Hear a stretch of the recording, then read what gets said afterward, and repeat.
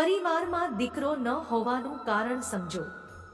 પરિવારમાં દીકરો ન હોવાના ઘણા કારણ હોઈ શકે છે, પરંતુ આજે આપણે એક પ્રેરણાદાયક કારણ સમજવા જઈ રહ્યા છીએ। ઘણા પરિવારોને સંતાનો છે પણ દીકરો નથી। ઘણા લોકો એવું વિચારે છે કે ભગવાનની કૃપા નહીં હોય।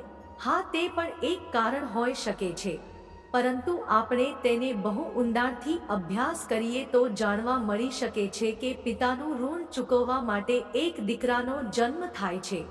તો એવું કેમ ન વિચારી શકીએ કે જો તમારા પર તમારા પાછલા જન્મનું કોઈ ઋણ ન હોય તો તમે દીકરો નહીં પણ દીકરીને જન્મ આપશો। અને દીકરીનો જન્મ બહુ જ પુણ્યશાળી લોકોને ત્યાં થાય છે, કારણ કે જેને પાછલા જન્મનું કોઈ ઋણ નથી તેને ઈશ્વર કન્યાદાન કરવાનો મોકો આપે છે, કારણ કે કન્યાદાન કરવાથી તેમને મોટું પુણ્ય મળશે અને બધા બંધનમાંથી મુક્ત થઈ જશે। એટલે ઈશ્વર પાસે દીકરો માંગો તો ભલે માંગો, પરંતુ એક દીકરી તો અવશ્ય માંગજો।